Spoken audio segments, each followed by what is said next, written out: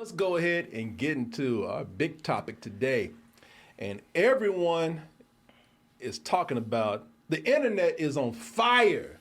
Them fires even been put out yet. It's still blazing because of those words that Katt Williams threw out there when he was in this interview with Shannon. What's his last name? Sharpe, right? Shannon Sharpe. Yeah. Shannon Sharpe. Shay. On the Shay Shay show.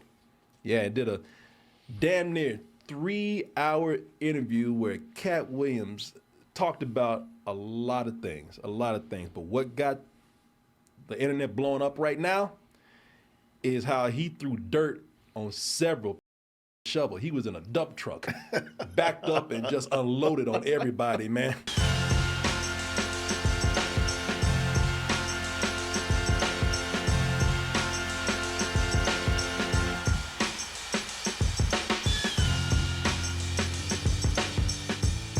The people that he talked about include Kevin Hart, Faison Love, Cedric the Entertainer, Steve Harvey, Michael Jackson even got put in there. Michael Black, all the Michaels, Jackson and Blackson. I know. Got put in there. Somehow Trapson was able to dodge the bullet. Somehow. Yeah, man. Jonathan Majors. Yeah. I'm sure he's like, man, I don't have enough going on. Well, now there's more. As if you didn't run into enough trouble, you pissed off Katt Williams for doing absolutely nothing. Doing nothing. Oh, ludicrous? He said, you ain't ludicrous enough. You thought you knew ludicrous. I'll show you ludicrous. Yeah. You'll see. Yeah, man. So Martin Lawrence is in there. So many people. Chris Tucker. As Michael Jackson calls him, Christmas. Yeah. Or at least if you believe Katt Williams. But yeah, this interview, as I said, man, it was very long because he had a lot of things to say about a lot of people. Through everybody's business out there, which is funny for somebody who does not like having their business thrown out there. That he went and told you street business? What does Katt do? Katt, you're like Afro Sheen. Some white people have heard of you, but no one knows what you do. Well, they know now. Yeah, apparently they asked him something about Faison Love pulling a gun out on him. Katt Williams said, you're not supposed to talk about that shit. That's street business. You said that he went and told you street business? Boy, that black leprechaun was about to whoop his ass. I mean, he has admitted himself to carrying a gun and pulling on people. Oh, yeah. He's on stage doing his shows. He says, I have a gun on me right now. Yeah, he was on Howard Stern. He talked all about it. He said, yeah, I carry a lot of cash. I don't want to get robbed. It's happened before. Yeah. Yeah, so, hey, you know. But whatever you're doing, don't do it around Katt Williams. Because Katt Williams is taking notes. He's collecting receipts. Mm-hmm. Taking names, kicking ass, whatever you want to say. And no survivors. And ready to put all that shit out there. And tell your shit to the world, man. I waited to respond to this because, of course, there have been a lot of responses to this. You know, a lot of people that he talked about were very quick to get online right after this was posted and defend themselves. You know, who can blame for that? Kevin Hart, was putting up stuff on Twitter, a.k.a. X now. You have Cedric the Entertainer defending his honor out there. Ricky Smiley was one of the people he was talking about. Tons of people out there ready to defend themselves against the words of one Katt Williams. Even people out there, they said, response ain't good enough. Ludacris went and made a whole song. Oh yeah, already. Yeah, he made that quick. Yeah, he made a whole song, made a rap video. He said, can't no Twitter or Instagram or regular response. That won't do, man. Not for Luda. Born, never been Illuminati, only Illuminati. Yeah, but what about Katt Williams? That's the oddest diss track I've ever heard. He just kind of got lost. I mean, it's a good flow, but he just kind of, shit, this is too nice. He's almost like, who was I talking about? I mean, he might be in the Illuminati the way that's so coded. Wait, When we get to the Katt Williams part? It's more of a defend track than a diss track. Yeah. Even Katt Williams like, where do I come in? What about me, man? You're supposed to be talking about me. I didn't hear my name. Yeah, man. So everybody got their way of responding to him right now, man. Been seeing so many different opinions about this interview. Some of them right here in this room. I can tell right here. No, I'm curious how this is going to go. Yeah, no, just, I'm open-minded. No, you're not. No, you're not. I don't think that's true. I am. Not from what I heard you guys talking about and what you said to me. Well, there's certain things he said, but we'll see. We'll see. he said a lot in those 3 hours. He did say a lot. Yeah, that's 3 hours a lot to say things. Been seeing, so as you can look, the opinions already. We ain't even talking about the video yet. We talking about the video. I already got different opinions about that. But some people I have emailing me and texting me, asking me, was Mr. Williams wrong for what he has said? And other people have been applauding him for his bold honesty. You know, his comment sections are loving him right now. But was he out of line? Was he even telling the truth with a lot of things that he said right here? Now, I would say this. Before I comment on what he said, I would say about the interview, I thought the interview was amazing. This was 3 hours long. Listen, I might not agree with everything he says this. I don't think that's what I'm saying. But I will tell you this. Katt Williams is enough of great enough of a storyteller to where I was riveted the whole time that he was talking. You know, I've complained about movies being 2.5 hours long these days. And not this. Shit, this is better than a lot of those movies I've seen. And it's just two Negroes on the couch talking to each other. And I tell you what, it went like that for me.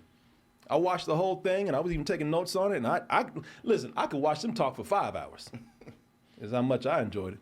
Shit, I even pulled out a bottle myself and sat there. See, here's the thing. When you do your interviews, you don't have cognac. That's what you need. No, I do.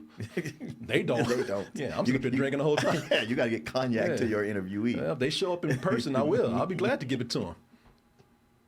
And watch, I offer to the person that stopped drinking. You know, because I've talked to a lot of people who have like substance abuse problems. I know. And so it's probably a good thing I don't do this. Entertainers, so it's more that's highly likely. Yeah, man. Let me see here. Yeah, I could have watched this for 5 hours. This is the best fucking 3-hour movie I've seen this year. If I could put this on my list of best movies of 2023, if I saw this like last week, it would be on my list, man. You know, I just watching this, I started to wonder, what if Shannon Sharpe's bottle doesn't have real alcohol in it? It's just food coloring. It's just enough where he could stay sober and just watch his guests and go down. As the other person gets drunk? Yeah. I don't think Katt Williams needs to get drunk to talk the shit that he was crazy. talking. Yeah, because, you know, while trash-talking comedians is interesting, I will say that I found Katt Williams to be more interesting. Like I said, he's a great speaker. You know, I felt that these things that were being revealed by him, you know, were being revealed naturally. You know, he had a great flow with his delivery of his conversation. Now, I say all this to say that I still think Katt Williams is crazy. You know, you could take that as a compliment or not, but Katt Williams stays doing crazy shit. You know, and he always has a justification for it. Yeah. But it just happens a lot. And then all of a sudden, Katt Williams just smacks this dude in the face. Hey! What do you mean you won't accept my return? Well, he said, like I said, he always got a justification for it. He said that in his stage act that the guy called him the N-word. So, just right then. Just right then. He said, he said something. Because he told him, he said, I forgot what he said. He said, yeah, go ahead and get your receipt and bring that shit back, you little nigga, or something like that. And then he said, what did you say? And then did you call me the N-word? And the guy said, why? You say it in your show all the time. And then he's like, all right. Oh, there you go. Shit. Okay. Well, all right. Yeah, fuck that guy. Well, here's a preview of my next show. And then he's up there like, why'd you do that? It's always, why'd you do that? You say it. Fuck you think. So hey, always got a justification for it. I guess. I didn't get that from that exchange, but if he says so. There was no audio. It's So, true. You know, hey, all I know is the dude got fired. Got the shit slapped out of him by. And he got fired? By a black gnome man got fired. Oh, wow. Yeah. That wasn't his day. No, it's not his day at all. Shit, he's at Walmart right now. He downgraded. Oh, you can do that kind of thing all day, every day at Walmart. Yeah, the Walmart, yeah. That's what racists go to shop all the time. That's a perfect fit. He's up there getting them carts with the old racist white man. Wearing that goddamn blue vest and that smiley face. Yeah, fuck you. But I will say this, and then we'll get into the discussion because let me just go ahead and just get over to some different opinions, and I'm gonna talk to him because I think he has the most different opinion of mine. You did not like this. Well, no, I found him kind of arrogant. He was saying stuff like, at the beginning, I wrote down my notes, I was like, he's talking like the back of a cereal box, like knowledge is power, throwing out all those, and talking about the way that I say isms. Yeah, keep on trucking. Yeah.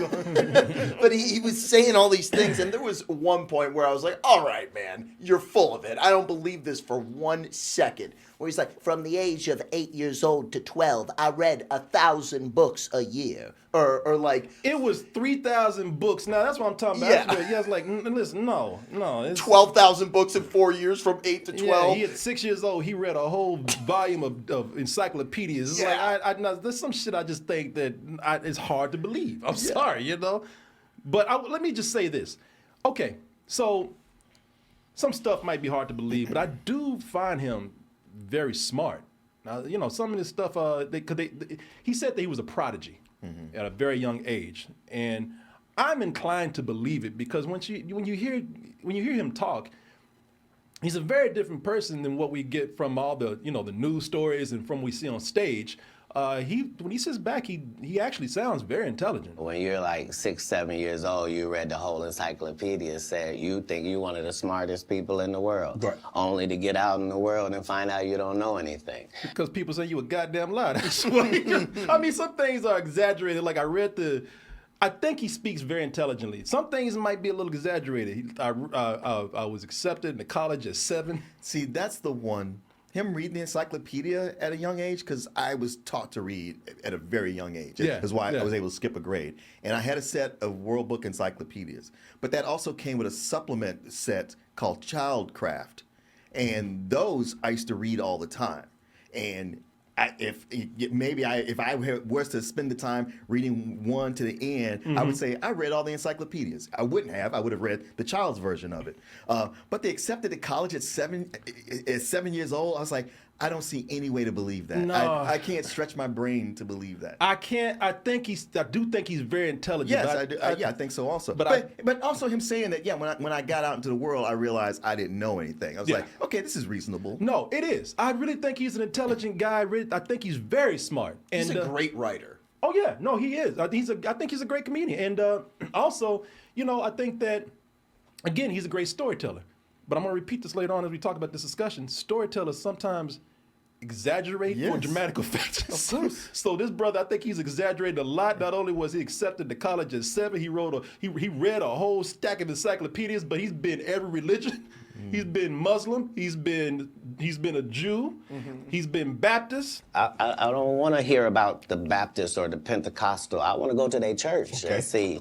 Has he been every religion? I don't know. But I think what this says is that, again, a sign of an intelligent person is he's been open, tolerant of different religions. He's been curious about them. Sure. It has nothing to say like, I'm curious about these religions, so I'm going to go visit these Exactly. different churches or synagogues or whatever. Yeah. It doesn't mean you joined. It just meant you went, and then maybe you went 2 or 3 times. And just try to familiarize yourself with the culture and whatnot, so that you could have some experience to see what it's like. I get that. That's right respectable. there. I mean, that's more than a lot of people do. Yeah.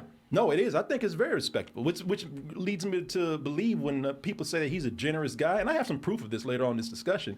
But, this is the thing about Katt Williams. I found him to be very complex, too, because, again, the person that you see out there, with their personality for their shows and out there in and all the gossip and all the news and everything, that person is usually not the person that they are. They have another side of themselves that you haven't seen before.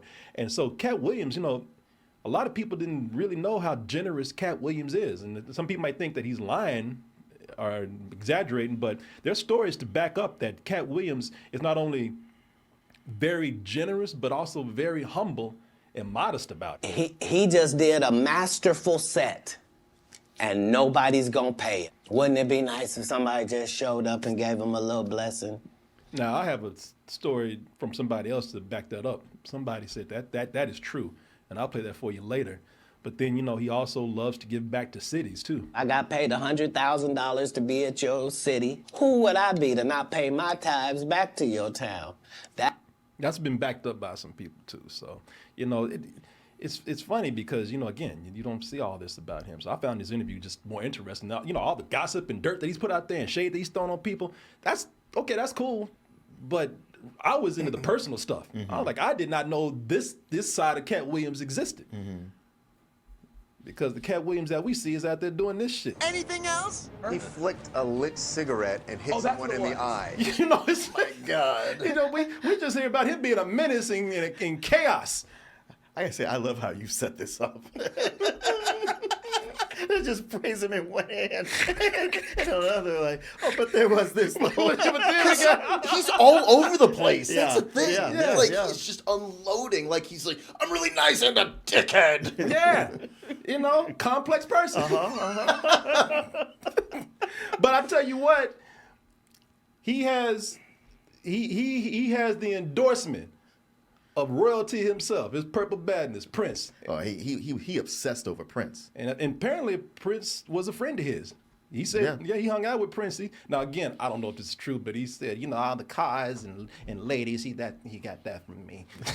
That was what my advice that I could give him. The same car I did in Friday. He got the same Bentley as me, because we share certain things. Our connection was lyrics, musical lyrics, women, and cars. Prince is on a purple cloud somewhere talking about that nigga lying. I did that for him. Now, come on. He was just really a one in a billion type person. I was lucky to know him. So, again, I didn't know any of that. I ain't never seen no pictures of him and Prince together, anything like that. So, look, he might not be telling the truth. I don't know. But, again, a lot of people are saying that at first when you watch this, you might not believe what he's saying. And then as the weekend went on, people are saying that, hey, a lot of this stuff, it looks like it might be exaggerated, but a lot of this stuff is true. That's the thing. Listening to him talk shit as he does, throwing people under the bus, throwing dirt on them. And a lot of times you can go like, oh, come on. But a lot of those things I felt like, as much as I'd be like, I don't know, man. And by the time he got done, I was like, it sounds plausible. I can tell you one thing if you want to know, a thing that he said where I was like, that is flat out wrong. When he was talking about Tiffany Haddish never been at the Comedy Store. I literally saw Tiffany Haddish at the Comedy Store. You can look it up. She was on an episode of Kill Tony. So him saying that's not based in reality. It's wrong. Well, there's a couple of things in here that I didn't. We'll get to it. I'm not saying I believe everything here because there's some things I'm just like, all right. You should never believe everything. No. And I probably only read like 10,000 books in 4 years or something. Yeah, he was in college at 7, man. Come on. And then he said when he got to Miami, he's like, I would spend 8 hours at the library, and then I would steal car radios, and I would make $2,000 a day. Yeah, I can believe that. Why not? You do that in GTA all the time. Yeah, then it comes out to $700,000 a year. Yeah. I think people like him because he's also real in this, Because there's a part in I'm just gonna play a part that just have me laughing here, because he's real and to the point where he don't patronize or do polite laughter. He ain't rude about it. He'll just if you think you're being funny and you're not, he's just gonna sit up there and just wait for you to finish. Because he knows that you up there looking silly right now. Shannon Sharpe tried to make a joke. Yeah, I don't even know why he tried. He tried to make a joke, and I mean, Shannon tried to make that shit work. He tried 2 or 3 times. It's like he's trying the car that just don't work. and I got it. Yeah, and I give it to Katt Williams. He didn't. You could see him and tell he didn't think that shit was funny. And he just said, "I'm just gonna let your stupid ass finish. And when you're done, I'll pick it back up." Or sub. I can do a 416 if I'm. Oh, there's Jimmy short. John's across the street. We can order a sub. But Oh, you doing the sub? Whatever you're doing there, stop that. Cut that shit out. Anyway. Oh, you been on the submarine? That what you sub? so Stop it. so back then it was even greater. I'm just ignore you. I'm just gonna keep looking at the ground, let your ass look silly right now. And when you finish, you let me know. Even he was like, what the fuck was I talking about again? Yeah, Sandwiches? Exactly, yeah. And Shannon Sharpe, he was determined to make that sub work. Just like our sponsor, Jimmy John's. Hey, Katt, I'm funny too. Check this out. Well, he thought he was really doing some comedy. Dad joke, somebody said. you know his feelings were hurt. He's lucky he didn't get clowned. Yeah. The Katt was being respectful though. And I got the feeling that Katt Williams was a fan of this show. Like, Yeah. that he's been watching it. Yeah, he's a fan of the show and a fan of him. Denver Broncos is who he played for.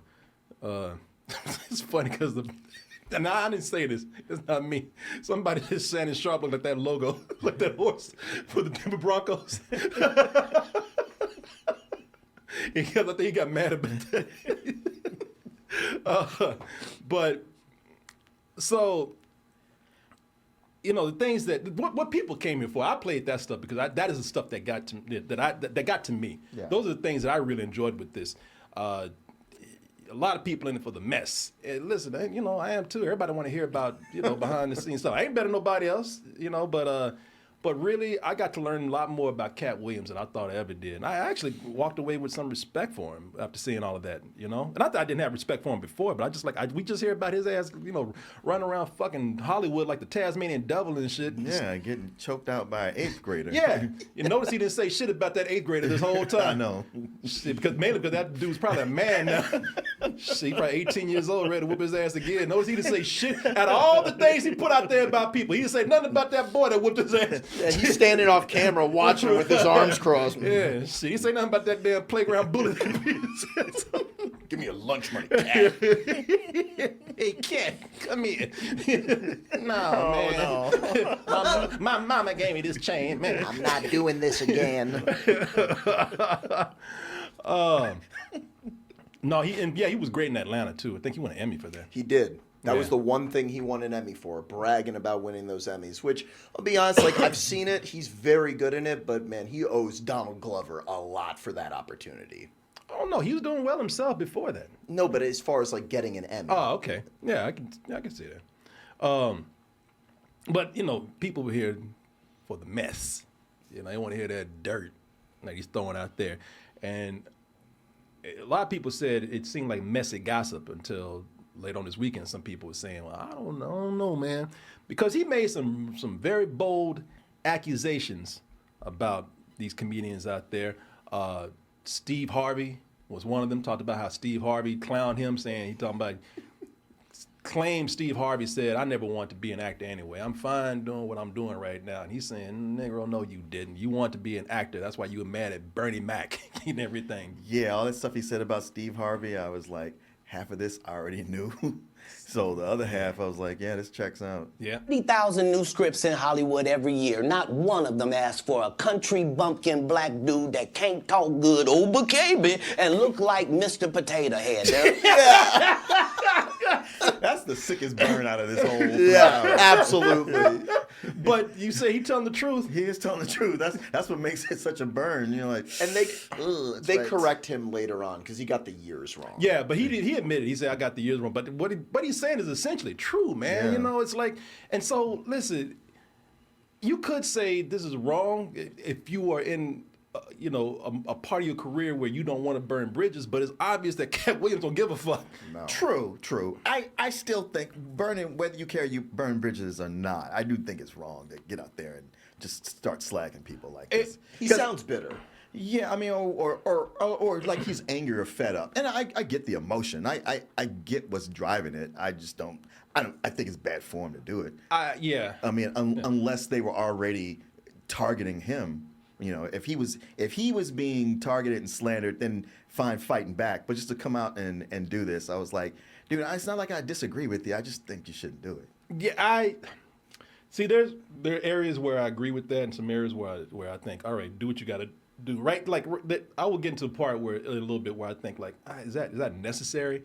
I will say, this Cedric the Entertainer thing that he's talking about with the joke. There's something to be said that about Cedric the Entertainer, said that he probably did steal the joke from him. Yeah. That's the big thing right here. And this is one of the parts of the interview that everybody's talking about, whether Cedric the Entertainer really did steal one of his jokes, because in comedy, that is one of the ultimate crimes right there. That's You right. do not steal a joke from someone. So if someone's stealing jokes, yeah, put their ass out there. 2 years later, he's doing that as his last joke. Just changed my car into a spaceship. Now, if anybody's seen The Kings of Comedy, I mean, you know probably the joke he's talking about. If you've seen Comic View with Katt Williams, then you probably know what he's talking about. Somebody went, and I give it to somebody went and, I forgot who the dude was, but a lot of people actually been doing this. They've been going and finding the videos and doing a comparison of the two. And here's Katt Williams with his version of the joke.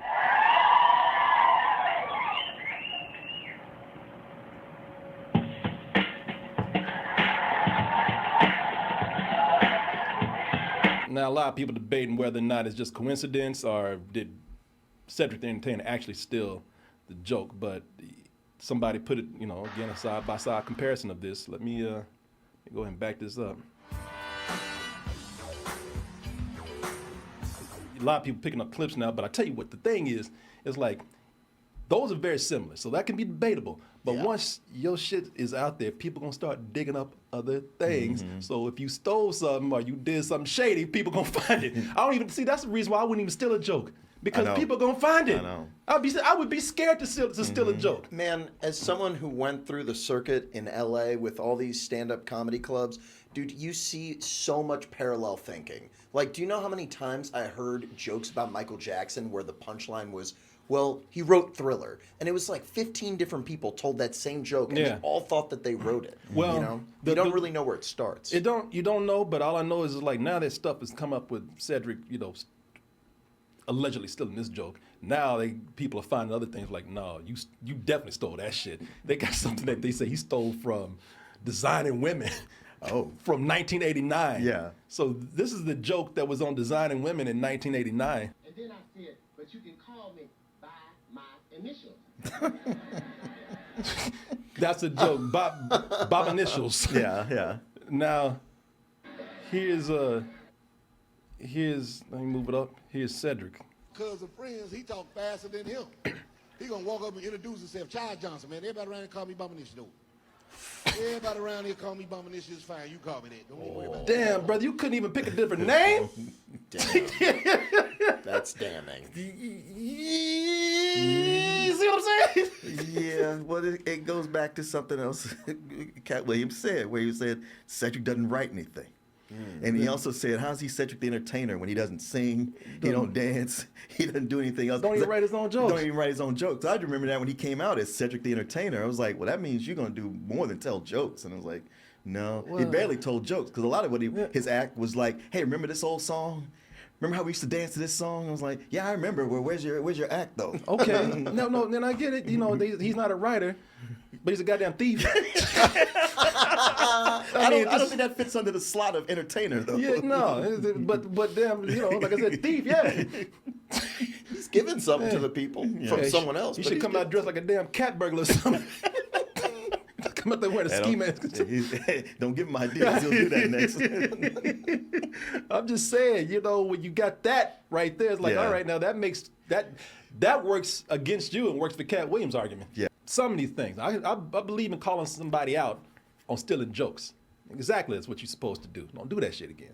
But is it necessary to really just throw people out there when they ain't really bothering nobody? Right. And using some of these labels on them, so here's where he's talking about Kevin Hart, I believe. Or it could either be Kevin Hart or this is where he's calling people, a certain title that I thought, was that really necessary? But I think this is the Kevin Hart clip. No one in Hollywood has a memory of going to a sold-out Kevin Hart show. What do you think a plant is? Maybe people don't understand the definitions of these words. I mean, maybe not. No, but that's bullshit. Is it any reason to throw him out there? It just seemed like he goes on to say like he made his career in New York and then came to Hollywood. But I think for a lot of people, that's like, okay, I guess. What? Yeah. Kevin Hart worked so hard. I know because my mom read the book about him and she tells me about it all the time, how he was just constantly auditioning for stuff. And if you remember, he was just a small role in Scary Movie 3 and then The 40-Year-Old Virgin. And that's where he started to get some of his, known from those things. Yeah, but who wrote that book that your mom read? Yeah, I guess maybe it's Katt Williams. In Kevin Hart's own words, I worked really hard. but I do believe that. It's just that if the difference you're making a big deal about that he didn't start in Hollywood like they say, he started in New York. You're like, yeah, okay. But that's what I'm saying. Now this is where I do think we get to the point where because I've done this. You get to the point now where you've been drinking. Oh, I know. And now you just talking. I know exactly. And that's why I believe that's the cognac talking now because it's like, why you got to talk about this brother, man? It gets to a point where call people out on some bullshit. Maybe you want to put some stuff out there that people don't know about. That's awesome. But, when somebody ain't bothering nobody and somebody's actually out there doing well for themselves, I don't believe in sitting up there talking shit about them. Listen, you can sit up there and say he's got the receipts or not, and this might be 100% true what he's saying. But again, why? Why? It seemed to start because I guess on the Shay Shay show, Shannon Sharpe, he had Ricky Smiley on there who said some things that Katt Williams that's absolutely not true. He's telling a lie on me. And same thing with Cedric the Entertainer. So he wanted to come on and set the record straight, and he had beef with them, and it's like, yeah. I get it. Yeah. But the more they drank the cognac, the more he got on a roll and just start spewing out everything in his mind. It's like, brother, that wasn't necessary. That cognac would get to him. Like him talking about Michael Blackson, it's like, okay, so maybe Michael Blackson is doing a fake accent, but it's working for him. I know he said the one thing that I thought it was true, and I don't have the clip for it. He said, I got him to stop coming out wearing dirty dashikis and stuff like that. I was like, okay, that's cool. You gave him some good advice, but I don't know. Then he put the brother out there saying he ain't even African. So, I don't know. He's African, but that's not his real accent. That's not his real accent. And you know what? I don't know. But you know what? If it's working for him, I'll put the brother out there. It's show business. Everybody's fake. Yeah. And then, like I said, man, he just seemed to give people some harsh labels. You having an unnatural allegiance to losers is not like you. No. So condescending. Now that is where I'm like, man, okay, man, you're drinking my liquor. Man, you gonna talk about you like that? Hey, look at Shannon like, no, that ain't me, man. No. Shit, I gotta get guests on this show. Looking at the producer like, what do I say? Listen, I don't think it's right, but it cracked my ass up when he said it. Well, I don't know. I feel like Shannon Sharpe had it coming. he opened the door to this and thought he wasn't gonna get any blowback. Are you serious? You got Tasmanian devil right there. What do you think is gonna happen? I ain't gonna lie, people. I laughed my ass off when he said that. You having an unnatural allegiance to losers is not like you. No. Nose pointed up and everything. I ain't gonna lie, man. I made me laughing. But I don't think it was necessary. But I'll tell you this. The cool thing about it, about being real like that, is that if Katt Williams likes you, then you know he likes you. That's true. And that goes back to exactly that story that he told where he said, I have my employees, these women, I have them go out and give money to people that I think have done a good job. And I don't have to say anything. They go and give them the money, and I'll walk out the room and let them feel good about themselves. Deion Cole actually has a story where that exact thing happened to him. Unless Katt paid him to say that. Everybody walked away and stuff. I looked at my hand, and it was $1,000. And I put two and two together and was like, wow, he did that to me then. Look like he got cursed or something. Wow. He looks scared. And I just kept getting I got Williams. So, you know, whether you like what he's saying or not, you know he's real. No, that's cool. That's nice. He supports a lot of comedians, though. He says that he tries to give a lot of comedians a chance. You know, he tries to hire comedians that he feels like need an opportunity. He has them open for them. And he says, I try to get people that are better than me to come in. So, you know, I mean, listen, you know, like I said, it's a complex person, man. Can you believe everything he's saying? Probably not. You know, grain of salt. A grain of salt, big ass rock or something, whatever, you know. Because listen, there's some shit that he said. You know, now we're getting back into this whole thing. I was a college student at 7 and all that, because there's some things that he said that I just do not understand. I don't see it all right? And I don't want to say he lying, but I think he lying. Like at age 14, I was a door-to-door salesman, and I went to all 50 states by the age of 15. Did he say that? Did he say by the age of 15? Yeah, like by the age of 14, he's like, I'd hit all 50 states. Okay, I thought he said that when he was an adult, but I'll tell you what, listen, the thing I'm talking about is, I still don't know what to think about this Harvey Weinstein thing. Did you hear this? I read about that, and that's one of those things where it's hard to picture. Yeah, no, here's a clip right here where he's talking about Harvey Weinstein. Yes, rapist Harvey Weinstein. He said that he tried to tell everybody about Harvey Weinstein. That I can't believe, because there's a lot of people who tried to tell people about Harvey Weinstein for decades. Courtney Love famously. Yeah, but this is how he found out about Harvey Weinstein's freaky side. But he offered to suck my penis in front of all my people at my agency. If I get there, there's 3 other black guys on there. Woo. Huh. So you wonder what they did to get there? I told him no. What y'all do? I ain't never heard about Harvey with no dudes before. Well, just because you haven't heard about it. I mean, think about it. Harvey Weinstein is clearly a sex addict. Oh, yeah, yeah. So at some point, you know, having sex with women is going to get, like, mundane.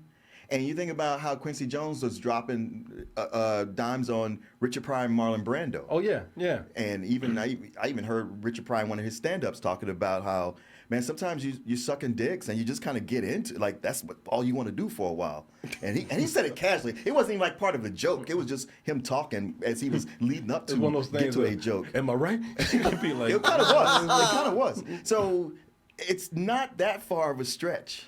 You know, the only reason why I say this is because as much shit that started to come out about Harvey Weinstein, you think one dick would have came out somewhere. And by the way, I'm thinking about this too much. I see Harvey more as a top than sucking. But here's another thing. Why your dick? You know, I'm just saying. I mean, I don't know. I'm not saying that it's availability. I guess whoever was there, variety. The scene set up. Yeah. Like, this is going to be so crazy when I suck 3 black dicks. Yes. I don't know. Maybe he thought he was a mythical creature. Maybe he thought he actually was a leprechaun. He could be lying, but when reading it first, like, I don't know about this, and the more I thought about it, I was like, it's kind of in the realm of possibility. I'm not saying that it's not possible. I'm just saying that I think at this point you would have heard something about Harvey Weinstein in that area, but you never know. Yeah, if you're a dude, do you really want to come out with that? You're like, the women got this. They're holding this down. There's always going to be one. Always going to be one. Not if it's somebody who's trying to code it straight. Somebody, man, listen, don't ever underestimate the clout chasers out there. Now, maybe the lie is when he says he didn't do it. He didn't go through it. Now that... Because he's got, throughout this whole thing, he's got a very religious homophobia thing going on. Listen, I'm going to tell you, and I don't mean anything, I'm not even insinuating that Katt Williams is gay, but he's very effeminate sometimes when he's talking. Yeah. I've seen, because he got that gay man way of talking like this, and then he got that gay man laugh where every now and then he said, ha ha! And then go back like this. You know what I'm saying, shut ha ha! Yeah, there were some moments he came across kind of insecure. Yeah. I didn't see the insecurity in him. I think he's very confident. Mm-hmm. I'm just saying that he has some very feminine movements right there. And I ain't saying somebody said, come on, what the fuck you out of all he said all this crazy shit. Now I can't say that. I'm not even saying he's gay. No. I didn't say he's gay at all. He's always had something of an effeminate manner to him. Some of y'all, some of y'all got black gay uncles out there. Some of y'all got black gay friends and black gay brothers. Y'all know whenever they start drinking, they start feeling good. They always got that one. You know, they do that. The mask starts to slip. Yeah. Yeah. Yeah. I'm just saying. I guess I'm not even saying he's lying, man. I'm just saying that with all great speakers, they have a tendency to start feeling themselves. Yeah. And start embellishing. Yeah, embellishing. Yeah. And they start, starts feeling good. Especially when alcohol's involved. Oh, yeah. And they feel comfortable. And then they just start, listen, I do it. Just start adding things on. I've never known you to embellish a story.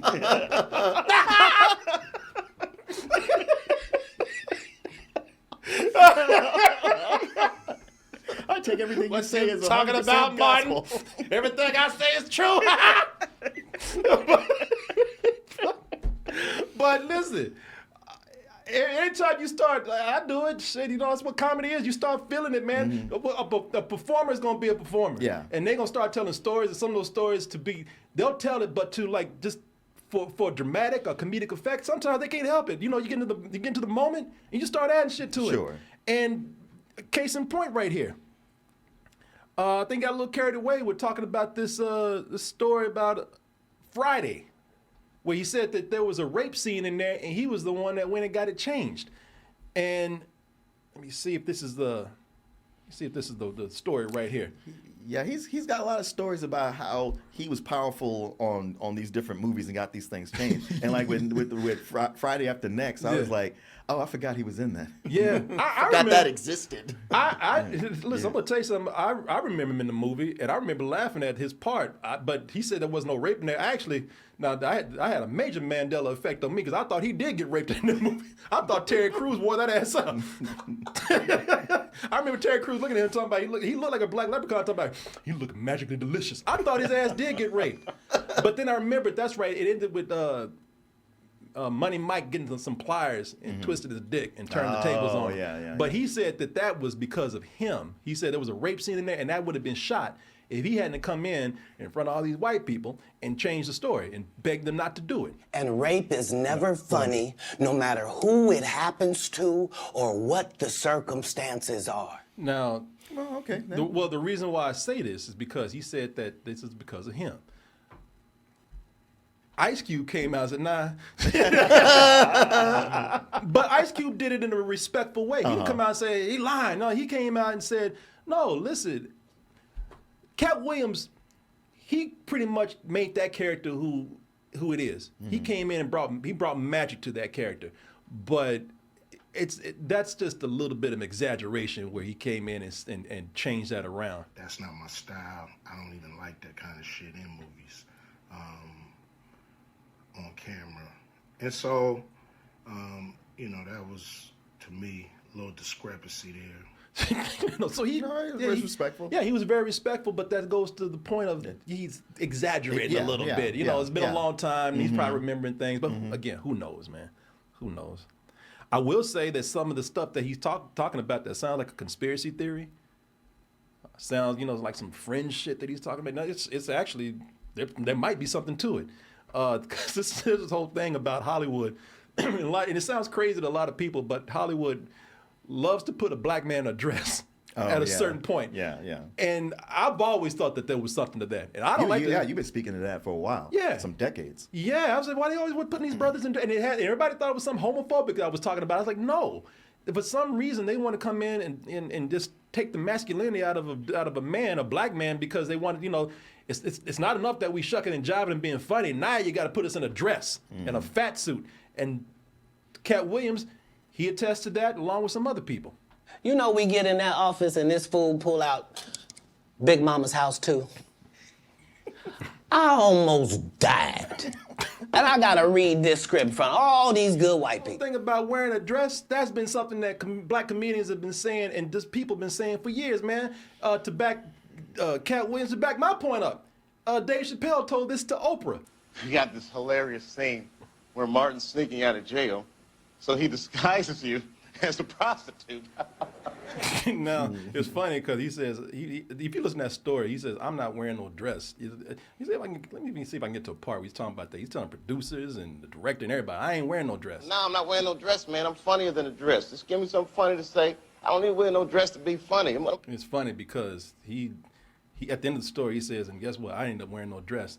But Later on, that dress got his ass. My purse. And got him. Jesus. What is that from? Robin Hood, Man in Tights. It's a great movie, though. Robin Hood, you dress like a bitch.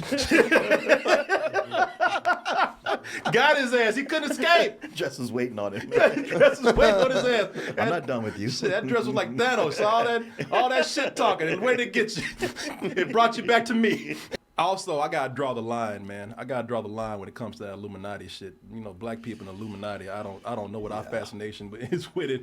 You know, because he talked about this with Ludacris. He said him and Ludacris were brought into an Illuminati situation, and they told one of them to cut off their afro. Only one black dude around could wear an afro. So crazy. They were gonna pay him $10 million a movie to do 20 movies. One of those persons turned out to be Ludacris, and the other person turned out to be Katt Williams. Sounds jealous. Y'all probably know. I don't know, man. But this is where I was like, okay, Illuminati shit is where I draw the line. Me too. I don't indulge in any conspiracy theories. You lose me there. I don't wear no tinfoil hats. Right. It sounds like they're both in an audition. I don't know if the Illuminati was involved, and they chose Ludacris. I don't know. Especially with his lead in, there was a crossroad. It's like, oh wow. Okay, all right. His brother was. What you say? He was just at an audition. Talking about the Illuminati. Yeah. They all sat behind a desk filming me, looking at me, telling me to read words. I didn't get my ugly face, white woman. I don't know what shit he's talking about here. I don't, okay? I'm just saying. Now, I also will say there's another thing I don't like. I don't like the way he talked about Jonathan Majors. And that was messed up. No, and I'm going to tell you why. It's not because I'm defending Jonathan Majors, all right? But I just don't like the way he talked about his looks. When did y'all start liking a big nose? And when did y'all like a little head and a big jaw? And meanwhile, Shannon Sharpe at the lab, he looked like Jonathan Majors. Exactly. He got a big nose and the same kind of head. He just darker. Wow, I didn't even see that till you said that. Yeah, he got the same nose that Jonathan Majors got almost. Well, plus it's a whole like, how y'all gonna think that classically African American features are beautiful now? Yeah. So what is wrong with you? Yeah. They get in that position and think they gonna tell somebody something. Marvel will cancel you you won't be allowed to read a comic book. That's funny. Get up! There it goes. I told you. Uh-oh. Yeah, I told you. Uh-oh. Out of here! Get out of here, ugly boy! All right. And you look at those bottles. You see how far down they are. Oh hell yeah! Exactly. So the reason why I don't like this is because the whole thing about black features is not because we're ugly, okay? It's because there's always been. And by the way, beauty standards are created. They're not. They are not a fact. So this whole thing about beauty having this European look, that's just what's been passed down to us and what we've been indoctrinated to believe. Things were shifting. Things are shifting. They are shifting. Things are shifting right now. So this classical, look of what, what is usually seen as a leading man, one of those things was changing with Jonathan Majors. So, listen, there's enough people putting black features down.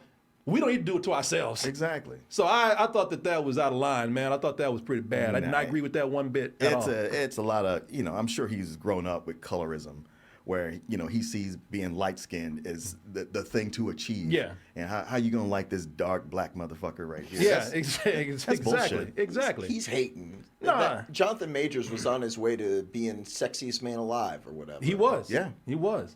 And I don't buy into this shit. I don't buy into a classic look of beauty for man or women, anybody else. So I don't like that. That just rubbed me the wrong way right there. I actually got respect for Katt Williams, at least for him being a storyteller, a comedian, and saying, being able to talk intelligently. I think he's very smart. I don't agree with everything he says. Some things, pretty much rub me the wrong way. But, I have admiration for him. At least as far as, being an entertaining interview. I watched this thing and I was loving it. Like I said, just be careful what you do around him because he don't give a fuck. Obviously. I think that this is going to be a big year for Katt Williams. I think that he talks about how he has nothing to sell. It's like, all right, you got tickets to sell, dude. Like, come on, you're full of shit when you say that. But I think before the end of the year, I think we'll see him on the Joe Rogan Experience or something like that. Oh, Joe Rogan has already said that because he's mentioned something about like Joe Rogan won't have me on. Joe Rogan's already replied saying, dude, we talk about you all the time. Please come. Yeah. So, this is going to be big for him. I mean, it's the kind of thing where he's saying, they're running the game on all of y'all, But he's kind of running one too with this interview. It's like it's getting him talked about, and when he goes back on the road, he's going to sell out. Yep, he sure is. Yeah, because people are going to go like, ooh, who else is he going to talk shit about? I can't wait to be there. Because even the people that are talking shit about him, it's like, I only saw his tickets were available in a certain area because Faison Love was sharing it on Instagram, and I follow him. Yeah, you know that. And listen, I think that there's something to again be admired for somebody that doesn't care about being in movies and TV shows. You know, I think that his whole thing is like, as long as my shows are selling out, and he has always been about his shows. He funded his first show for $25,000. So he's, you know, as long as I'm doing my thing and my shows are selling out, which they will, like you said, man, after this, so be it. You know, he's achieved. So cool. You know, I guess mission accomplished. But yeah, fascinating interview right there. And you know, I'll even give Shay Shay over here some credit for getting this done, because you know, it's one thing to he didn't get a chance to ask all of his questions. Of course not. No, not at all. But I would have been scared to ask a question. Yeah, just let him keep drinking. But it's one thing to also make somebody sit down and feel comfortable enough to go out there and start telling these things. So he set up a great atmosphere right here for that to happen. So yeah, if you haven't seen it and you just see us talking about it, go watch it, man. And it's again, don't expect anybody to believe or agree with everything you're saying. You might not even walk away liking this, or you might walk away hating this dude. But it's still fascinating to watch this guy talk, man.